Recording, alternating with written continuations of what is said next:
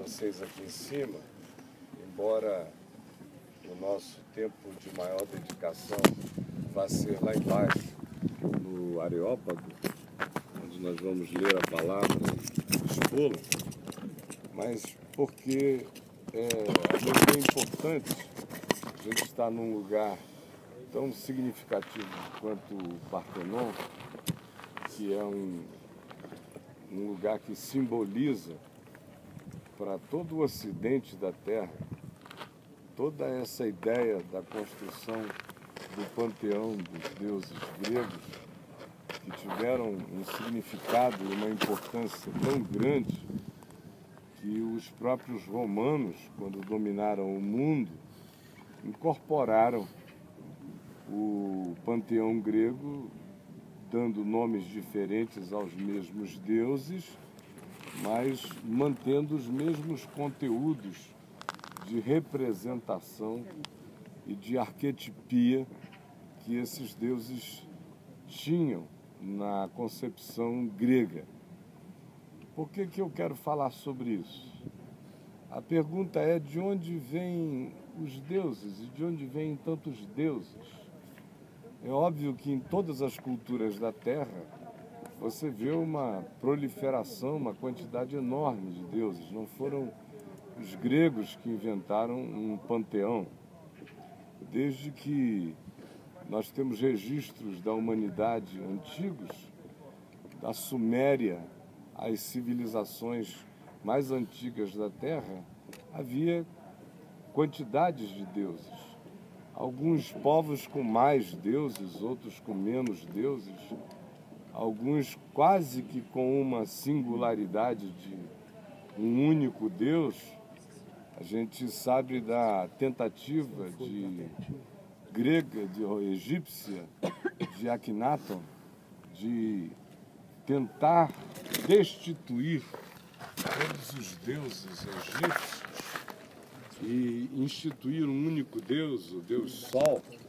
E como ele fez isso de maneira arbitrária e essa tentativa não pegou, funcionou enquanto ele estava vivo, mas uma vez que ele foi assassinado, não só o nome dele foi apagado e as estátuas dele, mas todo o culto à divindade única do Sol que ele propusera foi também pichada e quebrada, porque os egípcios não aguentaram a ideia de viver com um Deus só.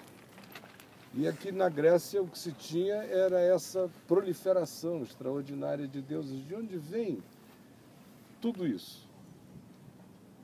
A gente estuda em qualquer curso de psicologia no Brasil, ou de psicanálise no mundo inteiro, e a gente vê a importância que a psicologia e a psicanálise atribuem à arquetipia dos deuses gregos. E Freud dedicou-se profundamente a essa tentativa de compreender esse significado do ponto de vista psicológico. Na minha opinião, e é só a minha opinião, os deuses surgem em qualquer lugar da Terra, e aqui também na Grécia, número um, como uma necessidade humana de ter alguma coisa que lhes transcenda. Em segundo lugar, essa transcendência, como era uma projeção humana, uma construção humana, não era uma revelação divina, como Platão disse no Fedro, citando, botando na boca de Símias uma declaração acerca dos deuses, do significado do que poderia ser a revelação final de um Deus. Ele disse: olha, os deuses estão aí, mas nenhum deles nos traz uma revelação que nos possa ser uma garantia para a vida. A menos que nós tenhamos uma revelação que venha diretamente dos céus, por nosso próprio intelecto, imaginação, construção e fantasia, nós jamais apreenderemos o significado do que seja realmente Deus. Uma coisa bonita de Platão, essa declaração, o que coincide exatamente com o que o Novo Testamento diz, com o que a Escritura diz. Ou Deus se revela ao homem, ou o homem de si só, no máximo constrói projeções hipertrofiadas, exacerbadas, exageradas da sua própria personalidade.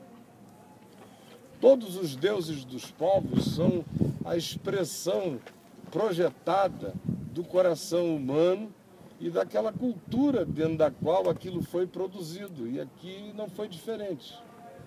A meu ver, o que difere o panteão grego de muitos outros panteões no mundo é o fato de que os gregos da antiguidade foram seres humanos que experimentaram, vamos assim dizer, um aeon, uma era, um espírito, uma percepção. Eles, de certa forma, inauguraram uma determinada sensibilidade da alma, eles deram um salto, eles fizeram um upgrade de interioridade, eles desenvolveram pensamentos e que tinham a ver com o que a gente conhece da filosofia grega, que até hoje é a referência clássica do pensar ocidental, e também, concomitantemente a essa produção filosófica, houve um levante de refinamento, de sutilezas e de percepção acerca do mundo. Os gregos discutiram questões que até Albert Einstein prevaleciam ainda, por exemplo, na física dos nossos dias, na física clássica. Foi depois de Einstein que o átomo ganhou outras perspectivas e com a física quântica, o átomo grego que era indestrutível e indivisível, a gente descobriu que ele é divisível, é destrutível, a bomba atômica é a prova disso aí, e mais do que isso, que ele se abre para um mundo interior que é tão infinito na perspectiva de penetração quanto o macrocosmos à nossa volta. Mas durante séculos e milênios, eles é que mantiveram o mínimo de conhecimento físico que nós tínhamos. A filosofia que eles produziram é aquela que ainda hoje é referência para o pensar, ainda que se pense em outras coisas e se agreguem outros valores, mas o pressuposto nunca abandona a escola grega de pensamento. E do ponto de vista da religião, eles também foram muito mais sutis do que a maioria dos outros povos, que, quando comparados com eles, são extremamente mais grotescos. Eles tinham uma quantidade enorme de divindades que praticamente representavam a quantidade imensa de expressões da personalidade humana, dos desejos humanos, dos caprichos humanos, das pulsões humanas. Então, por isso, você encontra nos deuses gregos um pai que é capaz de devorar os filhos vivos. Você encontra nos deuses gregos um filho que se apaixona pela mãe. Você encontra a mãe que se apaixona pelos filhos. Você encontra sublevação de filhos destruindo o pai poderoso. Você encontra todos esses elementos que são comuns na experiência humana. Você também encontra as representações poderosas das pulsões humanas. A mais poderosa delas, a sexualidade, que tem a sua tipificação numa deusa que expressa isso. Você tem a guerra, a conquista. Você tem os poderes dos mares, por exemplo, e o incógnito misterioso dos mares e da fúria das ondas num Poseidon. Você tem uma quantidade enorme e praticamente todos os fenômenos da natureza estão ali representados, tanto quanto todos os fenômenos humanos estão também ali representados. De modo que os deuses gregos, como todos os demais deuses da Terra, são projeções da imagem e semelhança do homem, lançados a uma perspectiva superlativizada. Para serem deuses, não podiam ser idênticos a nós. Pareciam conosco, mas eram mais fortes. Pareciam conosco, mas eram imortais. Eram caprichosos como nós, mas tinham poderes supremos. E sobre todos eles havia um superior, do qual todos os demais decorriam e descendiam. E esse superior também era dado a caprichos extraordinários. Tanto quanto a gente tem nessa própria construção mítica a ideia que mistura crença divina com astronomia, astrofísica e tentativa de entendimento do surgimento do universo, uma dessas divindades anteriores à pessoalidade, por exemplo, de um Zeus, é a ideia do caos, que é algo que você encontra no livro de Gênesis, quando Deus cria as coisas e as coisas criadas entram em estado caótico. De modo que, mesmo se você olhar e disser, não, isso tudo era construção da projeção humana, a gente tem que admitir que das projeções humanas de divindades, a que aqui foi elaborada, foi a mais sofisticada de todas elas, pela aplicabilidade e pela diversidade que essas entidades, que essas personalidades, que essas concepções ganharam na mente dos gregos. Daí a psicologia se servir tanto, e Freud e Jung, posteriormente, vieram a universalizar o conceito de que os deuses gregos eram representações de arquétipos humanos universais, por assim dizer. Ou seja, do ponto de vista da psicologia, se a gente pensar com categorias junguianas e não freudianas, foi o inconsciente coletivo humano projetando a individualidade dos indivíduos é que criou essa noção que virou, por assim dizer, uma abstração que ganha uma certa concreção arquetípica, de tal modo que o indivíduo não precisava nem ter consciência daquilo, porque o arquétipo, uma vez adensado numa perspectiva da produção de todos os inconscientes somados, ele ganha uma espécie de vida de si mesmo, de tal modo que o indivíduo, mesmo não tendo consciência sobre aquilo, ele passa a receber a absorção daquilo que a multidão somada das nossas individualidades produziu e agora retorna para o indivíduo, queira ele ou não queira ele, saiba ele ou não saiba. Daí, por exemplo, na psicanálise, a ideia dos sonhos vinculada aos arquétipos está tão forte, porque se dizia, não, você não precisa necessariamente ter um conhecimento. Ah, é? Então, tudo bem, podem parar que eu falo com o pessoal. Então, Só o microfone é mais difícil. Η αρχηγός πήγε στην αρχηγό μαζί με τον κύριο που έχει την κάμερα να με ακολουθήσει το αρχιφυλάκιο. Please, sir. Sir. Come with me.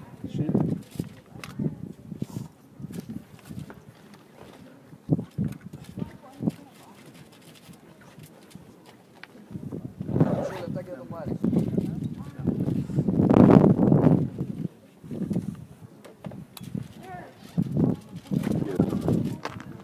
Fica tranquilo que eu já chego lá. Então, do ponto de vista da psicologia, o que aqui se produziu gerou arquétipos universais. De um lado, isso foi produzido aqui. De um outro lado, a psicologia, a psicanálise diz, eles simplesmente expressaram aquilo que já estava formado no inconsciente humano nos lugares mais diversos da Terra, com contornos diferentes, e aqui os contornos e os delineamentos que essa produção ganhou tinha uma sofisticação maior do que em outros ambientes. Podem esquecer a filmagem, agora olhar para mim, tá bom? Me filmem com os olhos e me gravem com os ouvidos. De maneira hiper simplificada, até porque eu vinha num desenvolvimento de pensamento que foi interrompido por essa história, e eu vou deixar que a interrupção me interrompa mesmo. Eu vou partir logo para o que eu penso que seja um dos fatores primordiais na produção desses pensamentos e desses conceitos. Bom, de um lado, a gente sabe que todos esses deuses se parecem conosco. Quem nunca ouviu história de incesto? Quem nunca teve a experiência como garotinho de sentir ciúme da mãe, quando o pai está beijando a mãe, querendo a mãe sexualmente? Qual é o filho ou filha que se sintam à vontade, por exemplo, ouvindo o movimento ruidoso de um pai e de uma mãe num quarto fazendo amor de maneira mais alta?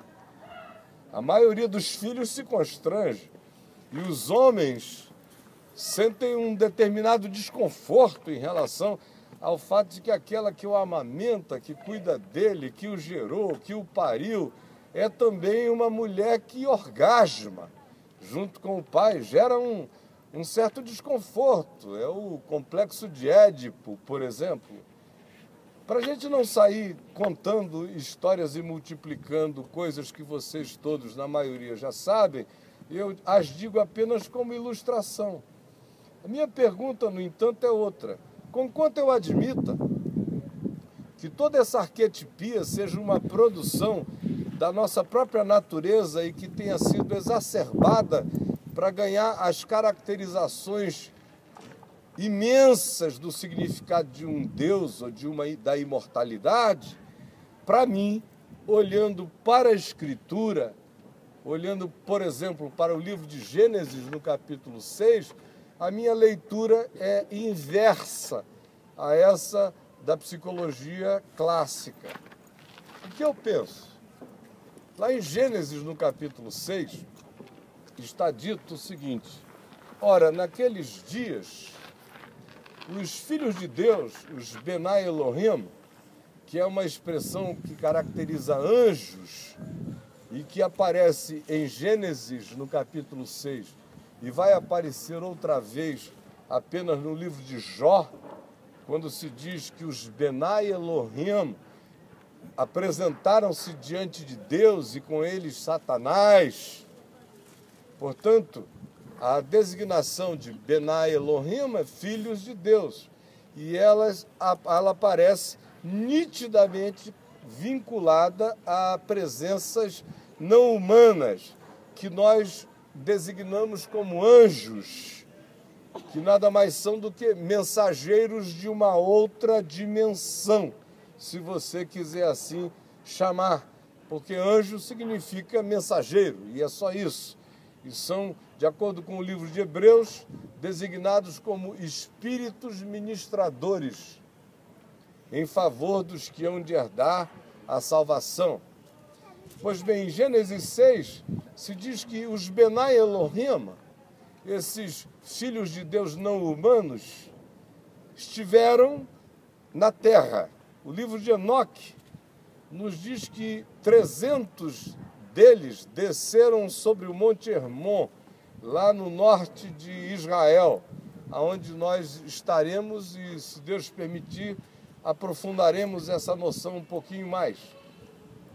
E diz que eles fizeram uma conspiração, e a conspiração era a seguinte: Eles ficaram tão desesperadamente tomados de uma volúpia invejosa em relação à experiência humana do amor, do sexo, da reprodução, do prazer e até dessa mortalidade sôfrega que nós humanos experimentamos, que eles decidiram possuir, como diz o livro de Gênesis, dentre as filhas dos homens as mais belas.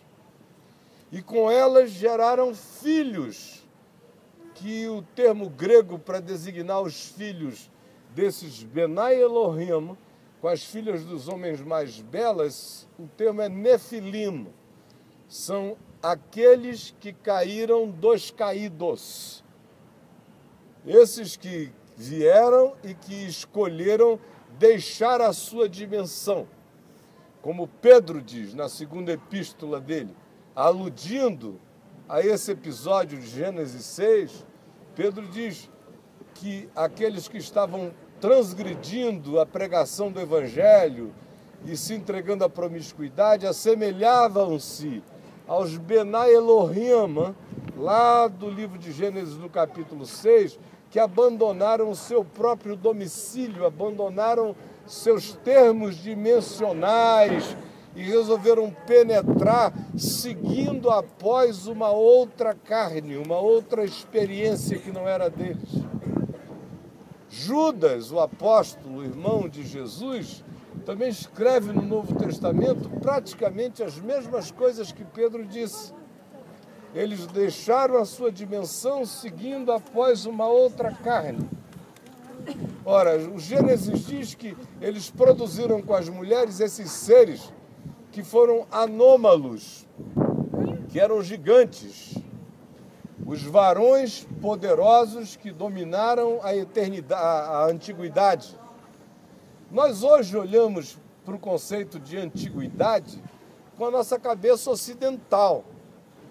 Mas o dilúvio bíblico, que hoje é inescapavelmente um fato admitido antropologicamente por praticamente todos os cientistas antropológicos e históricos, porque são verificados traços de um dilúvio em todas as culturas do mundo, tem essa narrativa, e as narrativas são idênticas praticamente à da Bíblia.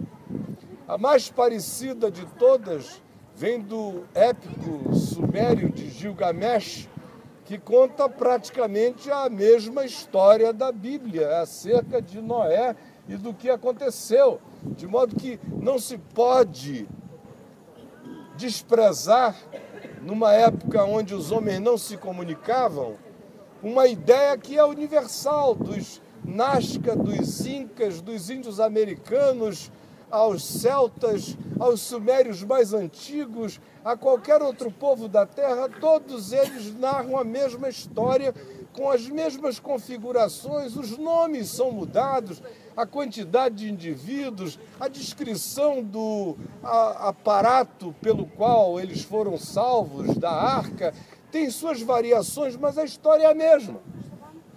Não dá para simplesmente dizer eles conceberam a mesma coisa sem se comunicarem na mesma época da história. Esse é um simplismo não científico dizer uma coisa dessa para não apelar para outras compreensões. De modo que o que o livro de Gênesis diz é que esse fenômeno aconteceu.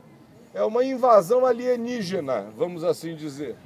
A gente, quando ouve falar em alienígena, pensa no Spielberg, ET, não sei o que, essas coisas todas. Mas alienígena é o que é de uma outra natureza e que chega até a nossa. Anjos, portanto, são alienígenas. E esses entes alienígenas tiveram coitos com mulheres e desses coitos nasceram seres anômalos. E não somente isso. Não só esses seres gigantes vieram, mas diz o livro de Gênesis que eles fizeram uma intromissão que perverteu toda a natureza das criaturas na terra, nos dando a entender que alteraram a existência de animais. O livro de Gênesis diz que toda criatura foi alterada, foi mudada. houve experimentos, houve mudanças. Hoje a gente chama de engenharia genética. Como é que isso aconteceu naqueles dias?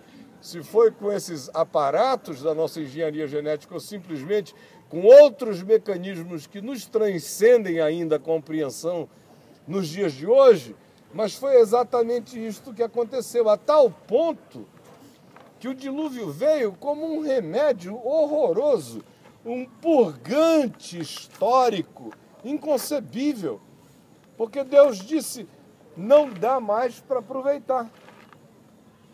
Tudo quanto era natural, tudo quanto era humano, tudo quanto mantinha a originalidade simples e básica da criação, foi completamente alterado no homem e nas criaturas. Daí aquela história de vamos preservar os animais que não tenham sido contaminados por isso e vamos preservar uma família humana para dela recomeçar a história planetária. Porque o que antes tinha havido ficou irrecuperável. Bom, por que eu estou dizendo isso? Porque a mitologia grega está cheia dos gigantes também. Está cheia dos deuses possuindo mulheres. A produção dos deuses com as mulheres são semideuses. São semideuses fortes, poderosos, inteligentes, gigantescos. Na mitologia grega você vê o eco dessa narrativa bíblica presente aqui em todas as coisas. E o interessante é que Flávio Joséfos, historiador judeu, que foi considerado pelos judeus um traidor, porque não se entregou à morte, junto com aqueles que estavam lutando contra a presença romana final, depois que os judeus se rebelaram contra Roma no ano 70 desta era. Flávio Joséfos lutou contra os romanos até um determinado ponto. Chegou uma hora em que ele viu que eles não resistiriam, ele simplesmente se entregou. E ao se entregar, foi considerado um traidor. E como traidor, se sentiu extremamente culpado. E como era um homem culto e muito ilustrado, ele resolveu que a contribuição dele para o judaísmo seria contar toda a história bíblica numa narrativa não religiosa, porém histórica, numa linguagem que fosse palatável para o mundo greco-romano, mas narrando tudo. E quando ele chega nessa parte de Gênesis 6, ele é tão explícito quando ele diz: quanto aos deuses, ó gregos e romanos, que vós cultuais, eles nada mais são do que os Benai Elohim, que vieram e possuíram as filhas dos homens. Quanto aos gigantes sobre os quais falais, eles nada mais são do que os filhos dessa produção, dos Benai Elohim com as filhas dos homens, conforme a narrativa da Escritura. Essa convicção de que isso foi assim foi prevalente no judaísmo, toda a história do judaísmo. Quando a gente chega, por exemplo, na produção do livro de Enoque, que é atribuído a Enoque, o sétimo depois de Adão, mas obviamente não foi Enoque que escreveu, não se escrevia nada naquele tempo. É um pseudepígrafe, ou seja, a história, a tradição oral que viajava foi escrita e atribuiu-se, como era comum na antiguidade, aquela produção a um personagem insofismável. E como Enoque foi aquele que fora arrebatado para não ver a morte e tinha uma importância enorme no imaginário mítico do povo judeu, o livro de Enoque foi a ele atribuído. E é esse livro de Enoque que narra com detalhes essa história essa que aparece no Novo Testamento. Por exemplo, em Judas, no capítulo único, do verso 9 em diante, você vê Judas, irmão de Jesus, o apóstolo, dizendo: como disse Enoque, o sétimo depois de Adão. Aí cita literalmente um texto de Enoque. Tanto quanto Judas, quando faz as alusões aos falsos mestres que deixavam o evangelho, estavam ensinando aquele gnosticismo que dizia: o que você faz com o corpo não altera o espírito, pode fazer o que você quiser. Ele diz: eles são semelhantes àqueles anjos que caíram e que pecaram, seguindo após outra carne, imiscuindo-se com a natureza humana. E como eu disse, Pedro diz a mesma coisa, e Paulo se serve igualmente do livro de Enoque, da cosmologia do livro de Enoque, que dividia as dimensões e camadas espirituais em 10, muito parecida com a teoria das cordas hoje, que é uma derivação da física quântica, e que começou criando 4 categorias, foi para 9, agora já está chegando a 11 categorias dimensionais, muito parecido tudo. De modo que essa ideia vem da narrativa bíblica. E a narrativa bíblica, de certa forma, ilumina o que aconteceu nos povos. E o que aconteceu entre esses povos? Eles foram todos impactados por essa invasão angélico-alienígena. Aconteceu esse fenômeno corrompeu a criação. Por essa corrupção da criação, surgiram esses gigantes que dominaram de maneira malévola a antiguidade, de modo que eu, por exemplo, quando leio a mitologia grega, muito mais do que ficar pensando apenas numa construção fantasiosa, eu vejo naquilo uma descrição que na Bíblia não existe, mas que na antiguidade superabunda, de como foi a presença desses entes de outra dimensão entre os humanos e de como eles usaram e abusaram e impressionaram e impregnaram a natureza humana e mudaram o mundo a tal ponto que nós não seríamos nós e provavelmente não haveria humanidade, não haveria a natureza conforme nós a conhecemos se não tivesse havido a provisão salvadora e redentora do dilúvio. Então, a minha leitura, como eu disse, é o oposto.